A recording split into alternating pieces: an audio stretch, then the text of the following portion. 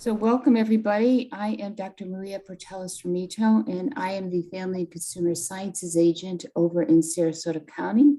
And I am joined today by my colleague, Andrea Nicolai, and I work with the University of Florida Extension in Polk County.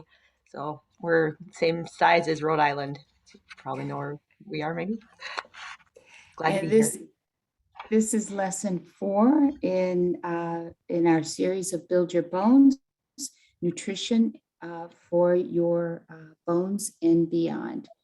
So let's get started.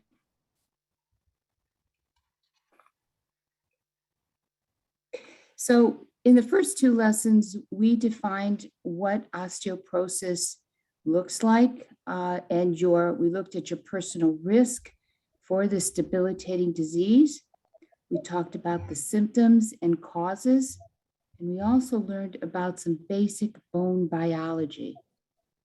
Last week, we discussed screening for osteoporosis and medications related to bone health. And does anyone have any questions at this time?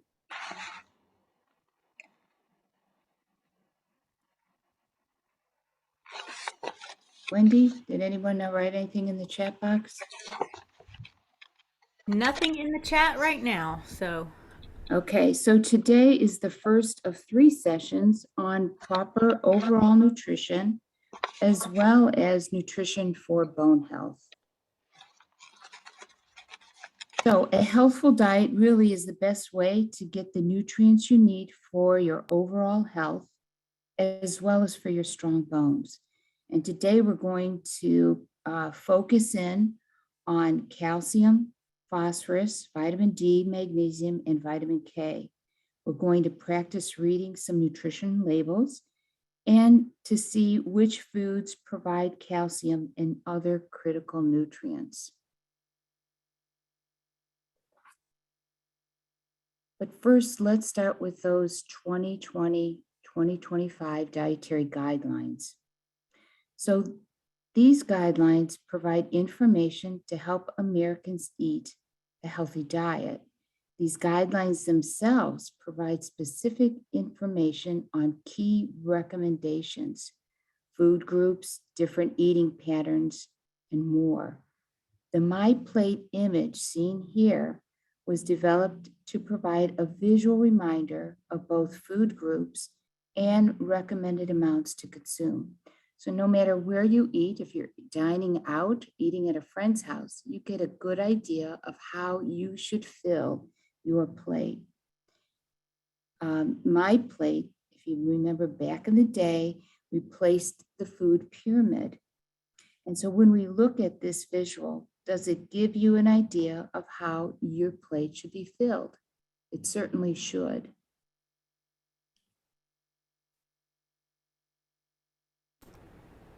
So we want to encourage you to meet your nutritional needs by thinking food first. So by eating a wide variety of foods from all the categories, most people will be able to satisfy their nutritional requirements by eating a wide variety of foods. Healthy eating patterns can work for anyone, accommodating your traditions, your culture, and even your budget. These patterns are achievable and maintainable in the long term. But remember, as we adopt these changes, we make small changes and we continue to grow on those small changes so that they are achievable and that you can maintain them throughout your life. Adopting a healthy eating pattern includes fruits, vegetables, protein, grains and whole grains, and dairy foods, which will help you reduce your risk of chronic diseases. Healthy choices are those that are low in solid fats, added sugars, and salt. And we've all heard a lot about our sodium intake. It's important to highlight the need of increasing intake of dairy as it impacts our bone health due to its calcium content. Most milk that is sold in the United States will also contain vitamin D. The total amount of protein foods Americans eat is adequate on average, but within that food group, seafood and legumes should be consumed in greater amounts, and meat and poultry in smaller amounts.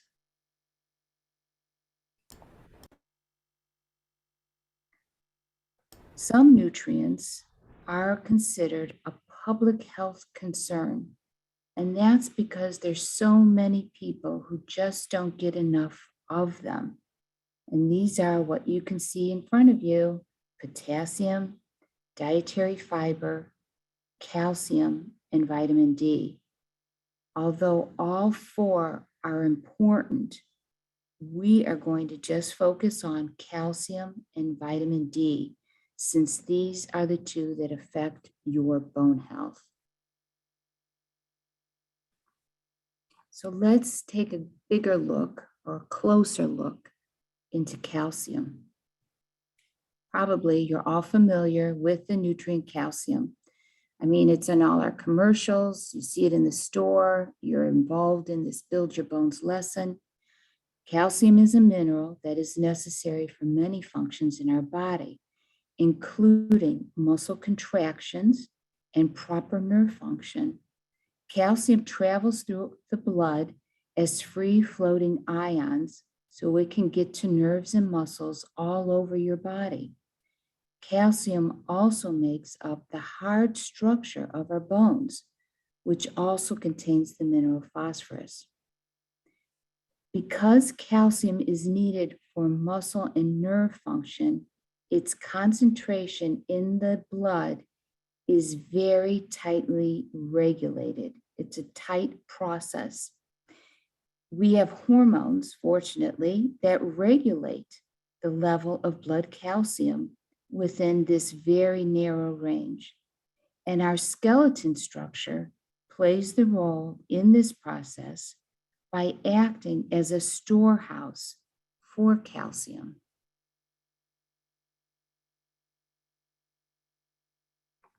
So this is how calcium works. And I'm always amazed at how our bodies are so fantastically put together.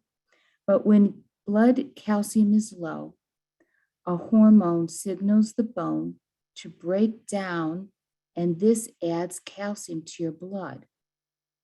Bones also can store more calcium if blood calcium levels get too high. When calcium intake is sufficient, this bone remodeling is not a problem at all. In fact, we're not even aware of it.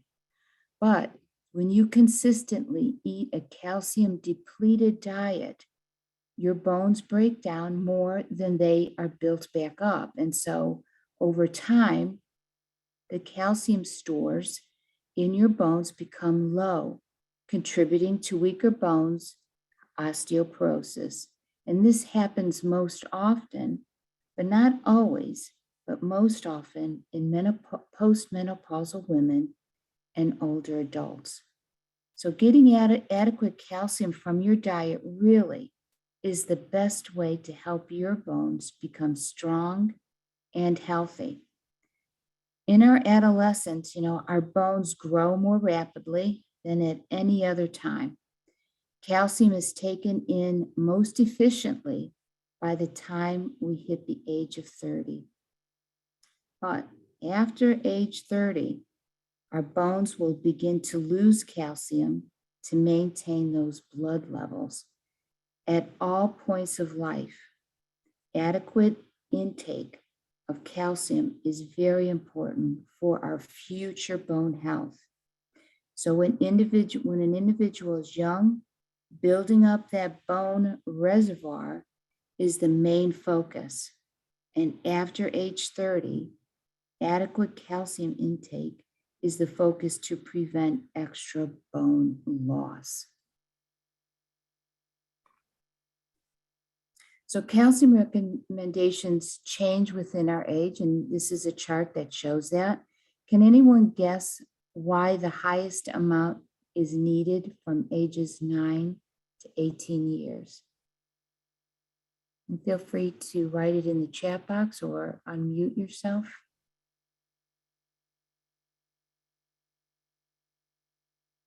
Any comments, Wendy? because they're growing. Yep, still growing, building bones. These are all great answers and absolutely correct. It's the time when we are growing most rapidly, and that's why it is so important for teenagers to get the calcium they need. But also, it's important to note on this chart that there is a tolerable upper limit for daily calcium consumption, and that is 2,000 or 2,500 milligrams, depending upon your age. If the calcium in your diet and from supplements exceeds this tolerable upper limit, you could increase your risk of health problems such as kidney stones, prostate cancer, constipation, calcium buildup in your blood vessels, and impaired absorption of iron and zinc.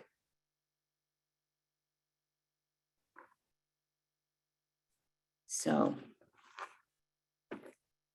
we need to take calcium, we need to take it one step at a time. So when deciding on your calcium intake, keep in mind that as humans, we can only use about 500 milligrams of calcium at one time. This includes calcium from our foods we eat and the supplements that combined. So if you consume more than 500 milligrams of calcium at one time, not all of it will be absorbed. So we need to space out our calcium-rich foods or supplements so that it will help absorption. And that's why you'll see on many bottles, it will tell you take a tablet or a calcium chew in the morning, and then perhaps take one in the evening with your dinner. So counting our milligrams of calcium can be time consuming, right? We have to figure things out. It's enough to go to the grocery store and read our nutritional labels, but then to come home and start counting things up. Well, there's an easier way that we can choose to do to meet our calcium needs. And that is really simple. Just follow the MyPlate recommendations for dairy, which is about 3 cups a day. But if you don't like to drink milk, we do have other options. There's yogurt and cheese, and both of those are also great options.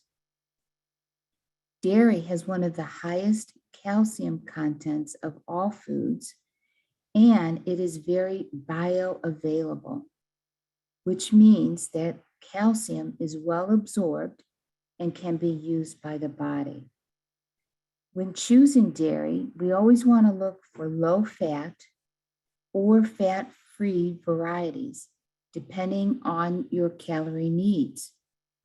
These contain the same amount of calcium with fewer grams of fat and calories, making that choice more nutrient dense compared to its full fat versions.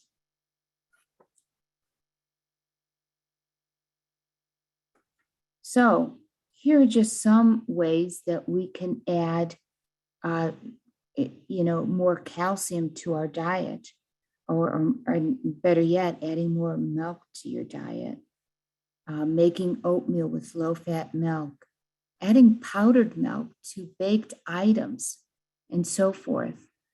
Try low-fat chocolate milk if you're a chocolate milk lover. But remember the added sugars that sometimes that chocolate milk can bring, and so forth. Does anyone else have any suggestions of how you add more milk or dairy in your diet, or what are some of your favorites? If you want to type those in the chat. Andrew put in about adding powdered milk to baked items helps them rise more. Didn't know that. And then there was one comment about just drinking whole milk at home. So we know that's going to add some additional fats. And ooh, it makes it flavorful, more rich and nutty. Smoothies was a good one. Smoothies is good. Mm-hmm. And also too, with powdered milk, it's a good shelf stable product to have, especially this time of year as we move into hurricane season. It's a good way to add that extra on the shelf while you're getting calcium. Ooh, using dairy and coleslaw dressing. Oh, wow. These are great. Any others? That was it. But feel free to keep putting them in the chat. Thank you. Those were great answers. I appreciate it. It's always nice to share ideas because you never know. I mean, the other people might want to try your idea of how you do things. There are milk alternatives, though, that we have if you're not a milk lover or you don't like to drink milk with every meal. Milk from cows and other animals is naturally high in calcium and contains a good balance of other minerals that are needed for our bone health. Cow's milk also contains 8 grams of protein per cup compared to 6 grams for soy beverages. But there's those of us, like myself, that are lactose intolerant. And so there, fortunately, is a variety of lactose-free dairy products that are available, including milk and cottage cheese. But hard cheeses do not contain lactose, and that's because that lactose is converted into lactic acid when the cheese is aged. Yogurt is also lower in lactose than regular milk. So when choosing milk alternatives, be aware, though, that many have those added sugars. Oops. Okay, so we were going to do a taste test. And with this, we obviously we are virtual, but we are going to make the suggestion to try different types of, or look at different types of cheeses. And with that, to look at how not only the cheese tastes, but taking a look at the fat content and so forth. So we're asking if you like to use cheddar. This is just an example, but taking a whole milk or whole fat cheddar versus a reduced fat and reduced 50% and then 75%. And then take a look at the calories from fat, the sodium content. But the important thing to note is at the very bottom, whether you choose to consume cheddar cheese whole fat versus reduced fat, you're still getting the same amount of calcium, which is 200 milligrams. Okay, Andrea? And Andrea, before you go on, I wanted someone put in the chat about cholesterol. So if you are watching your cholesterol, that'd be a great, could be a great tiebreaker in between the cheeses if they all tasted the same. Absolutely. Mm-hmm.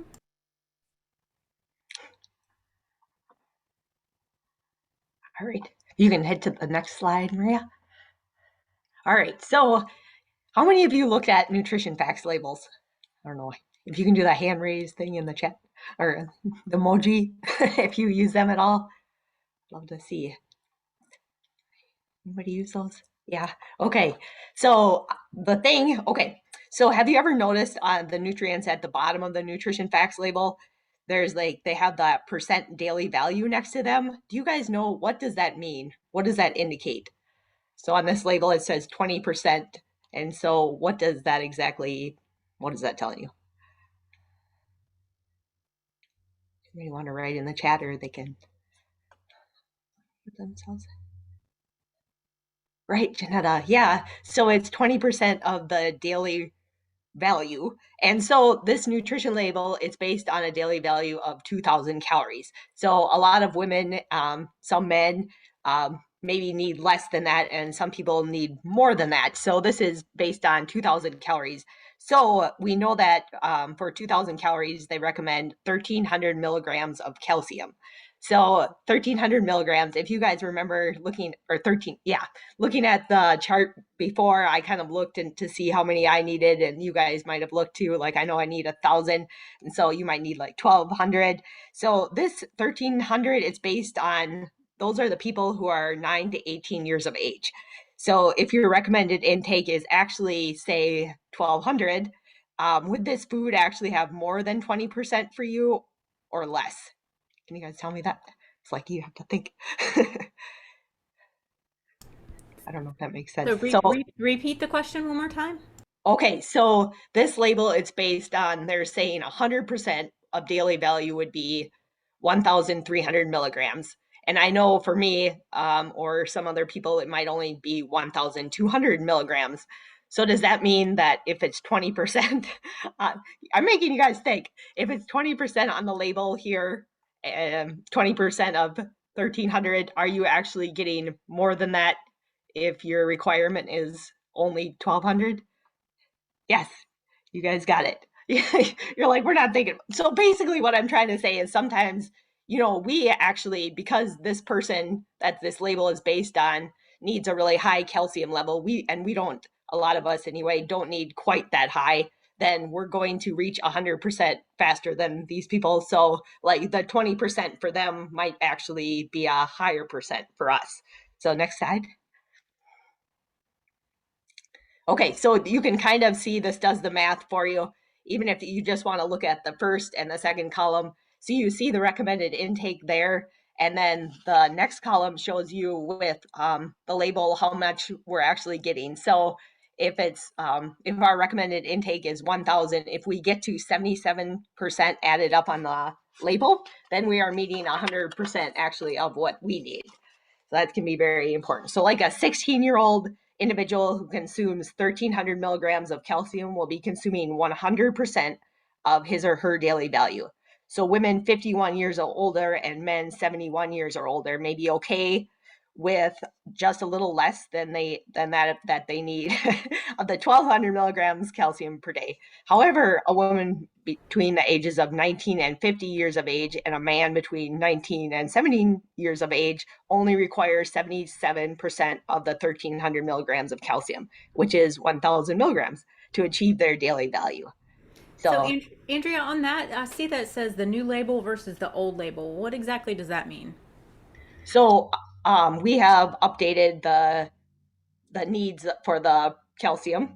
And so the old label, they realized, we need, after looking at more research, this is our new daily values.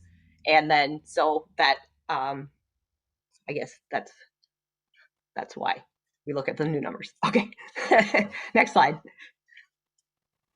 Okay, so then calculating your total percent of daily value, kind of like what Maria said too, there's some easier ways to do it. You can calculate your actual calcium intake. You can just add up the percent daily value for the foods that have nutrition labels. So say you're eating things that have all nutrition labels, you can just look at the calcium in all of them and add up that percent and trying to aim for 100, or maybe we just saw, maybe you would need a little bit even less than 100 and you'll make it.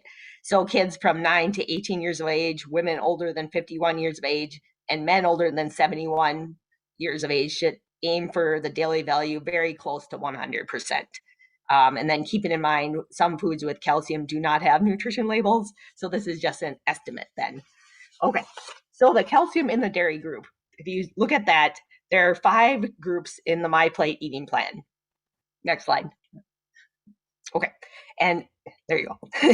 And every one of them has food sources of calcium, including foods and beverages from the dairy and the milk group. And that's the easiest way to get calcium in your diet, is they contain the highest levels of the mineral. And as you can see, you can get almost half your recommended amount of calcium from having just 1 cup of plain yogurt.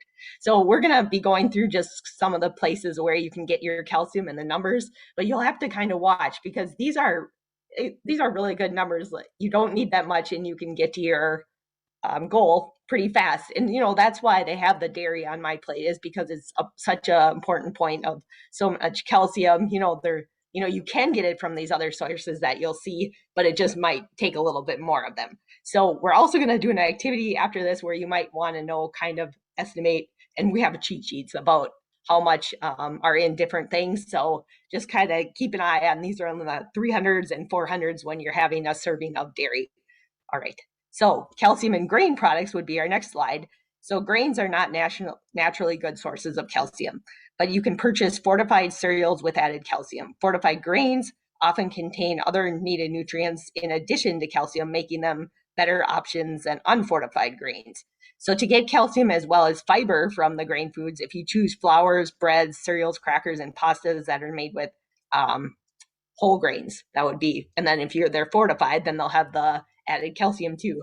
I was just looking, I have a barrage of cereal at my house. I really like cereal.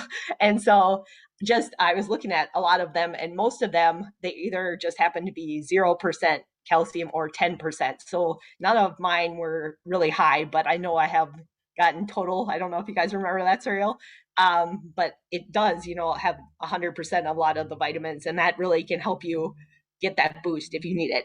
So I wanted to say too, I was looking at whole grains. So there's a lot of whole grain options. There's like brown rice, there's oatmeal, there's farro, you might have heard of, buckwheat, there's teff and amaranth. So teff and amaranth are one of the two that are highest in calcium. They're those really, really small grains, but they're grains that they actually like significantly more than the other grains. So if you need a little calcium boost, those would be great ones to try. All right, so then we have the vegetable group. So are you going to get calcium there? You can. So vegetables can be a great source of calcium, actually. So they're great, especially if you're a vegan or vegetarian, they're a great way to get it. So dark leafy greens provide calcium and other bone building nutrients such as vitamin K. So if you're thinking at the vegetable group overall, the ones that really stick out to me when people talk about calcium and where I'm going to get it, those would be the dark leafy greens. Those certain vegetables are also better sources of calcium than others due to the oxalates. And we'll talk about that at the next session. Just some things inhibit calcium and some things really kind of are great for calcium. So oxalates, they happen to bind to calcium, making it unavailable for absorption. And that's the hard thing sometimes if you're vegetarian or vegan and just getting your calcium this way, is sometimes some of the vegetables have those oxalates that make it hard for it to absorb. And that would be like spinach.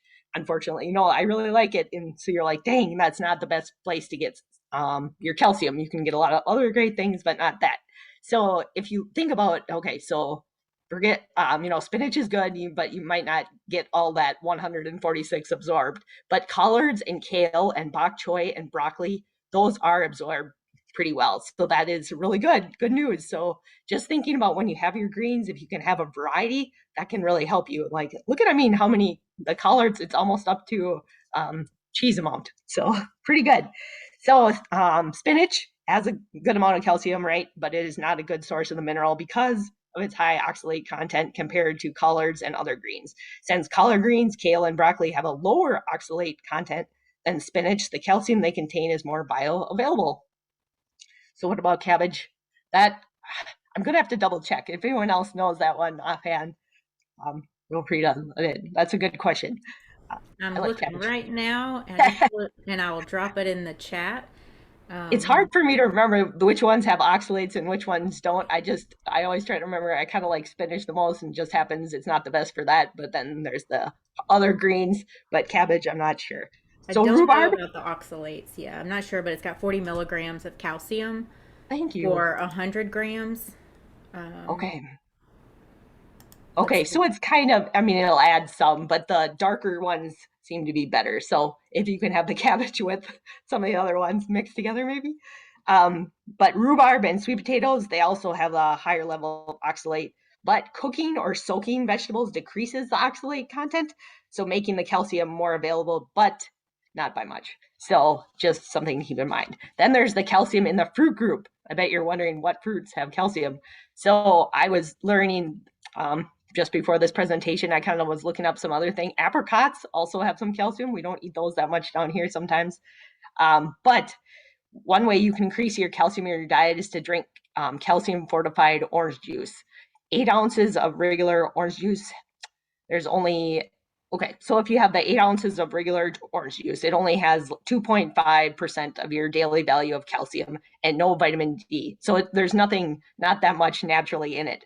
But 8 ounces of calcium fortified orange juice has 35% of your daily value for calcium. So some orange juice has vitamin D added as well. So if you're going to buy orange juice, go for that one. Read the labels and choose an orange juice fortified with both calcium and vitamin D, especially if you're low. If you're doing really well on calcium and vitamin D, you probably don't need that. But that's a great way to get up, looking, that's just equal with the dairy serving amounts. So then there's the calcium in the protein group. So you're like, okay, what am I going to get calcium there? So certain protein foods can also be good sources of calcium. So this is really cool. You can get calcium from all the food groups. Canned salmon actually contains the bones, which contribute highly to calcium content. The bones in canned salmon are brittle and very crushable, often going unnoticed. You guys, you'll have to put in the chat if you'd have canned salmon.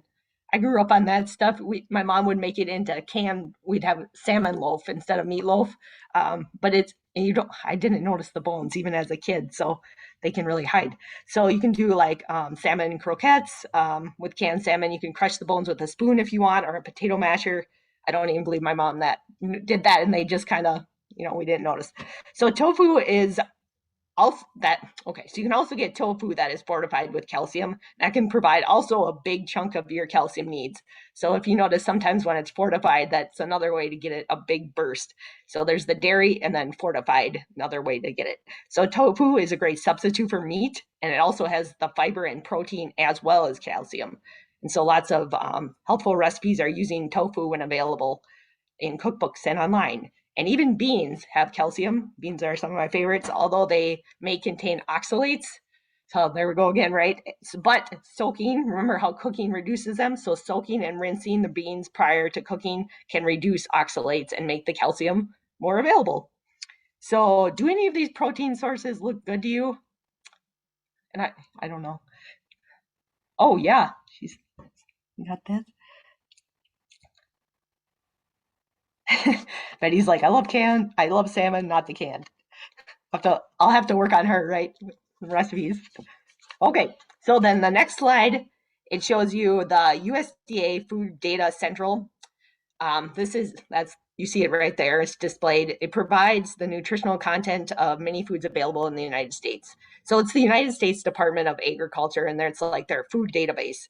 So it's pretty accurate and has a lot of foods.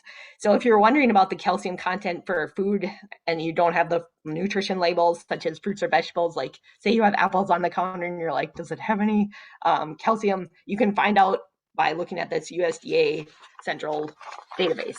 And I do have to say, I think we've done a pretty good job of covering some of the ones that have the main sources of calcium.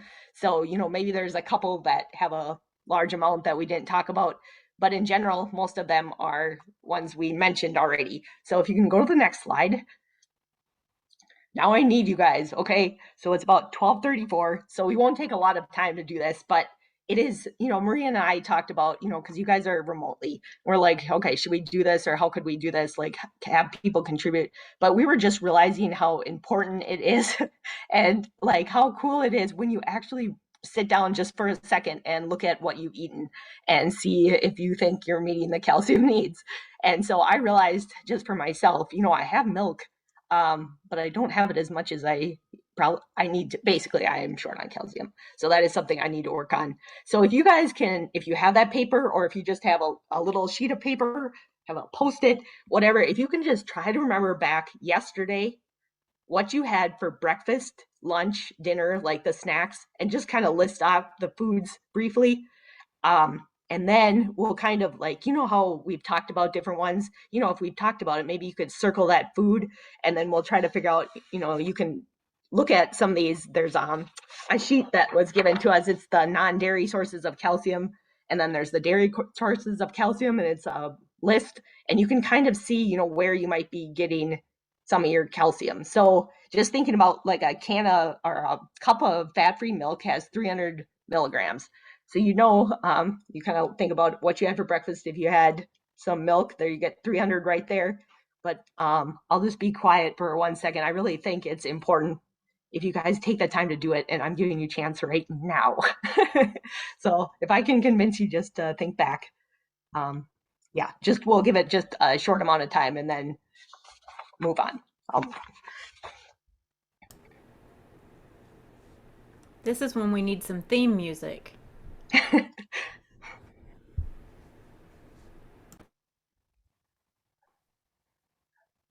Wendy's going to find something for us.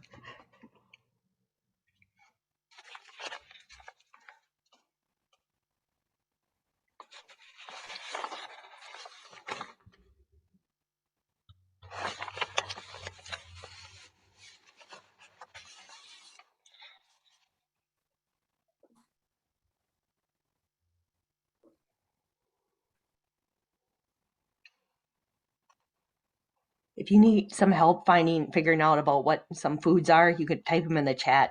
We can look really quick.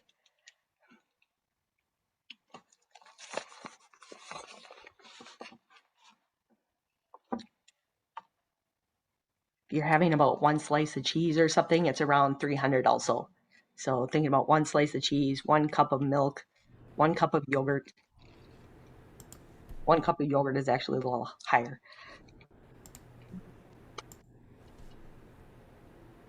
I think there was a question about peanut butter, ham, and a sweet potato.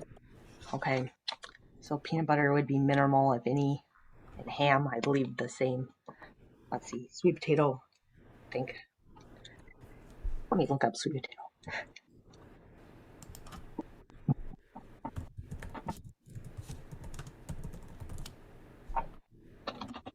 So we're just going to the food data central that I dropped in the chat. So the FDC dot. Yeah, no, I put it in there just for folks that are joining us, or maybe you need to write it down for later if you're not able to access your computer right now.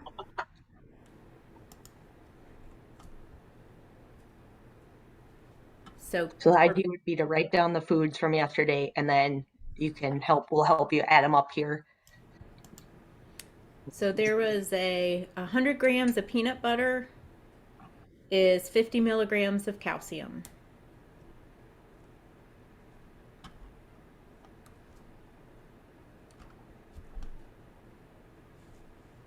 I noticed, it is a big difference eating, and then when you have to think about writing it down, you realize sometimes all the different things that we do consume on a daily basis that we don't even think about, right?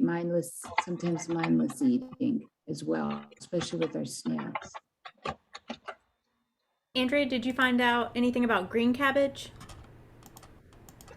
I didn't look yet. No. Right.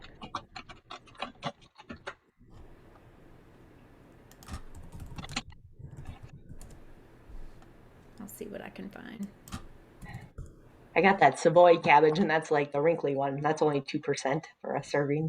Mm-hmm. It's going to be low. Let's see. Yeah, around 2%. It's a crazy how they can differ just in the leafy green section. Mm-hmm.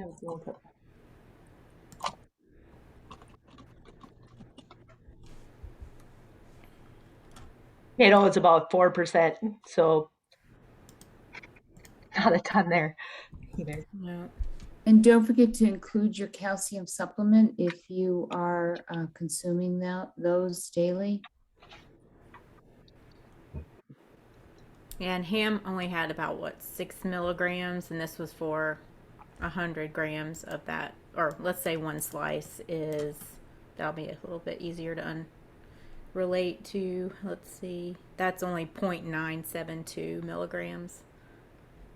So it wouldn't be the source you'd go to for extra calcium. It's kind of cool. Like, I think just, thinking about all the dairy group, and that's going to be your big hitters, and things like cream cheese and sour cream. They're not actually, they usually don't have the calcium that the other foods have. So they wouldn't be really considered good sources of calcium. So you want to get the yogurt, and that would be low-fat cheeses, right? Because then you could get more bang for your buck, and then even buttermilk go with that. Ricotta cheese is a really good one too. You guys have like just putting that on a cracker or something. Cottage cheese would be another good option. But then if you're not doing those dairy ones, then thinking about maybe some beans, have it, but canned salmon, sardines, the canned things with the, if you're eating fish bones. And then the dark leafy greens and broccoli. We eat broccoli a lot, kind of. You can see okra too on that list. It has 62 milligrams, so that's pretty good. So there was a question about the how to relate the grams. So if you look at that nutrition facts label for 2 tablespoons on your peanut butter, I'm going to use this Jif label that I just pulled up.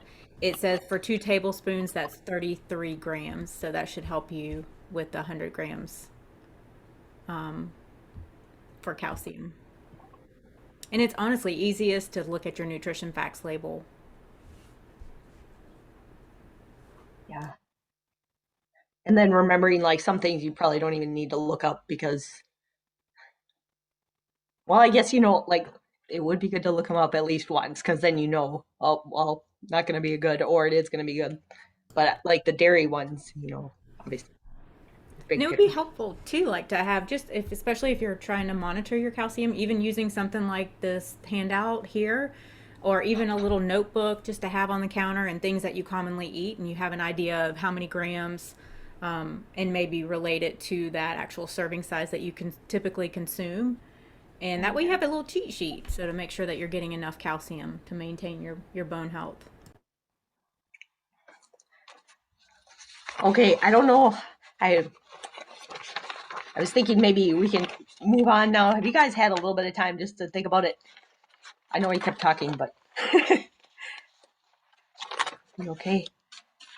I was just gonna say if you can add that up then and think about, I was going back, so if you're between 19 and 50 years of age, you need 1,000 milligrams for if you're a woman, and then men 51 to 70, 1,000 milligrams.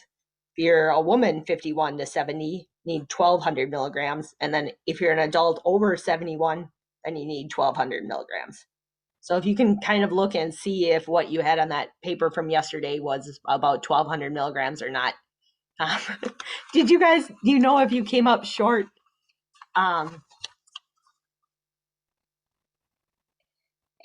not necessarily better than fresh, I don't think, Betty. It's just that then when they're usually in the can, they happen to have, well, I don't know about crab, but just I think the big thing in the fish is the bones, and then they also happen to have vitamin D usually too, some of those fattier fish. Anybody else has another note on that? And the facilitators, feel free to chime in. Yeah, okay. Too much calcium, too much of it at breakfast. Oh, I can see that. Like, because you're like, say you're having a glass of milk and cereal, for instance, and some milk and pancakes, then you're getting more than 500 and you can't absorb more than 500 at one time. Yeah, that's awesome. Oh, okay. She said she added a multivitamin. Okay. That's cool.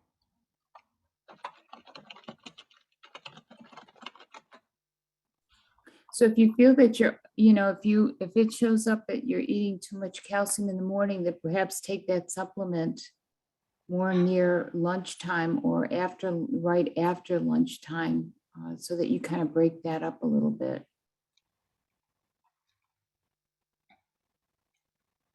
That's cool that some of you recognize that and take a supplement.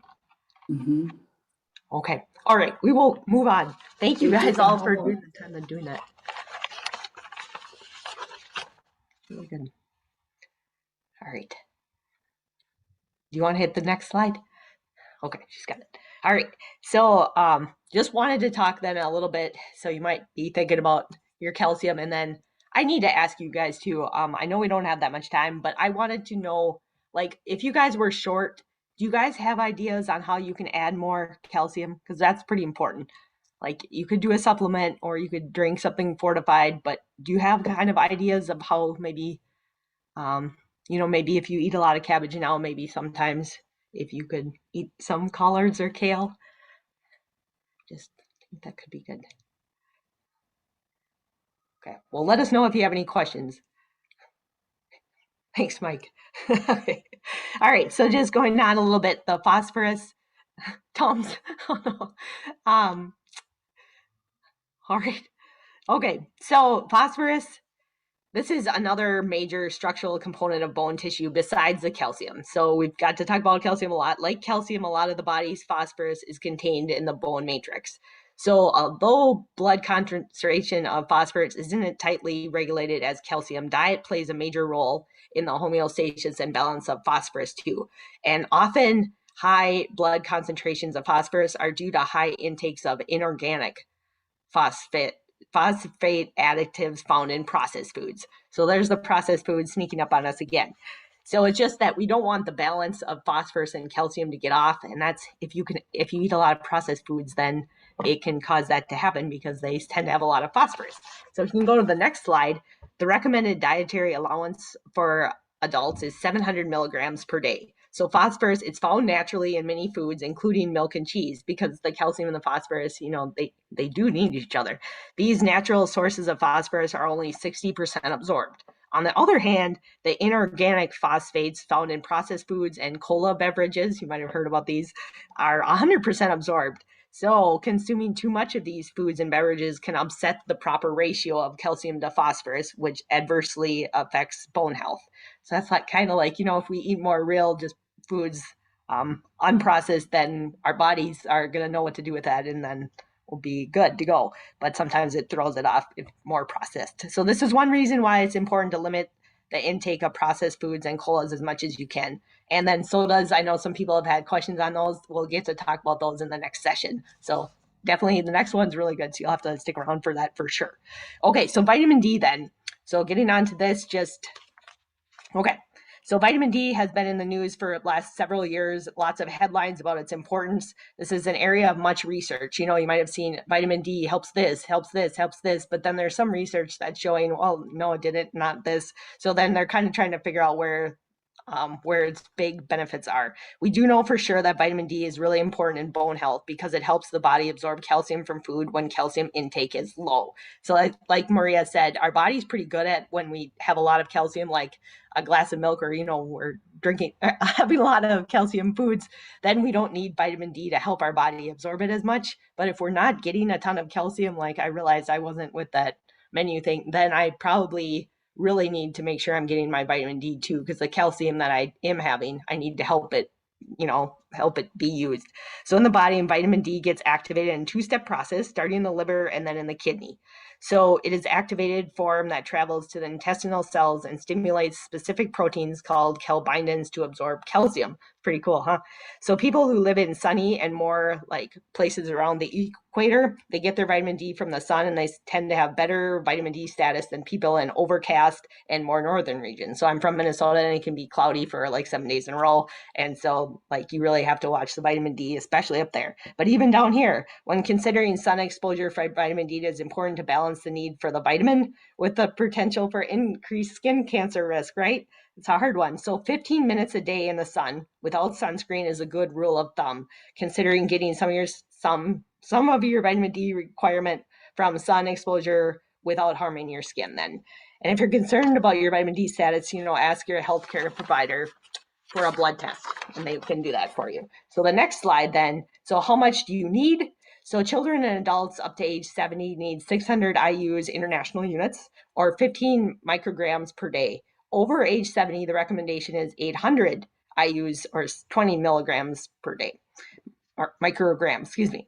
This recommendation assumes minimal sun exposure. So most people do get vitamin D through exposure to sunlight, but not everyone gets the same amount or synthesizes the same amount of vitamin D for sun exposure. There are general recommendations, so you might want to ask your healthcare provider if they have any individual recommendations. So just really quick, do you guys remember from the previous sessions what can cause you not to be able to absorb some of the vitamin D from the sun? There are certain things or characteristics that might make it a little bit harder for a person to absorb vitamin D from the sun. Does anyone know what might make it harder for a person to absorb vitamin D from the sun? If you remember. Sounds great. Yes, that is definitely one. Maybe a medical condition could. I'm looking for something about color. Darker skin tones. Yes, good job. And there's something like, I'll just give you the answer. You're like, there's 10 minutes left. Okay, so age and then your health status also. So good job, you guys. And then this people with dark skin. And you know what I was learning just before this presentation? I looked it up. It's tan skin too. When you have tan, it helps prevent you from getting burned, but it also limits your availability to absorb that vitamin D too. That is something I don't know. I just never put that together, right? But you're darker skin when you're tan. So just something to think about as the summer goes on then, right? If you get more tan, then maybe you would need more vitamin D in other sources. Okay, so food sources of vitamin D, the main dietary sources are fortified milk, so some fortified cereals, there's the cold saltwater fish like we were talking about, there's some of those are in a can, and some calcium and vitamin D, vitamin mineral supplements. And so fortified foods and supplements are the best sources of vitamin D because it is very limited in foods. So certain fatty fish, so if you're thinking about, I need my vitamin D, so it's very few things, certain fatty fish, and then a few other foods. So the aim is to include these foods and sufficient sun exposure, and then consider a vitamin D supplement to help you meet your needs, like if you think you're still short. So speak with your healthcare provider if you would like to take a vitamin D supplement, just so they can kind of give you an idea of what they think is best for you. And then there's magnesium. All right. And magnesium is important for bone health too, although the exact mechanism is unclear. Magnesium lies on the outer surface of the bone and promotes bone formation. So studies have been inconclusive as far as the cause and effect relationship of magnesium deficiency in weak bones. Generally, though, the research studies show that higher intake of magnesium is associated with greater bone strength. And so the recommended dietary allowance is 420 milligrams a day for men and 320 for women. You can find magnesium in whole grains, nuts, and green vegetables. I remember, so magnesium also helps prevent migraines. They found that a lot of people who get migraines are short of magnesium. And so I just remember trying to help one of my coworkers once, and pumpkin seeds are really, really high in magnesium. So if you think you might be short in that, that would be a great one to go to. And then we have vitamin K. So we're almost done with these, and then we're going to get to a fun activity with our last minutes. So vitamin K is not commonly associated with bone health, but is necessary for two bone-promoting proteins. One protein helps to integrate calcium into the bone tissue, and the other promotes bone synthesis. So a vitamin K deficiency can have a negative effect on bones because its role is a cofactor in these two proteins then. So the recommended dietary allowance of vitamin K is 90 micrograms per day. So vitamin K, it's available in those dark leafy greens again. It's kind of smart, like the things that we really need that go together tend to be in the same food sometimes. So such as kale, collard greens, Swiss chard, broccoli. You heard this one before. And then there's avocado, kiwi. Kiwi has calcium too. Grapes and herbs such as cilantro and parsley. If you look up parsley, like 1 cup of chopped parsley has 83 milligrams of calcium. So that's pretty good. It was more than, I guess, okra, but so you could have a salad of parsley and get a lot of calcium too, and vitamin K. So it is also found in some cheeses, meats, fish, and fermented foods like yogurt, sour cream, various condiments, tempeh, and sauerkraut. So vitamin K is important in blood clotting. You guys might know if you're taking a blood thinner medications, you need to watch out for your consumption of vitamin K foods. What you really need to do is just keep it consistent over time, because then they'll know how much medication they need to help keep your blood at the right thinness.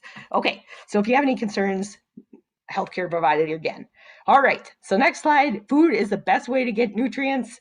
As previously mentioned, a well-rounded diet is the best way to get it. Remember that a poor diet and supplements, still a poor diet.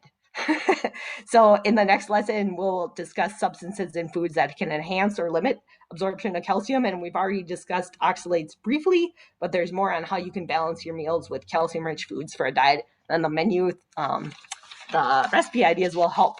And Maria, I know I didn't leave you a lot of time here, but if you lead us in a couple of these really awesome poses, I would love it.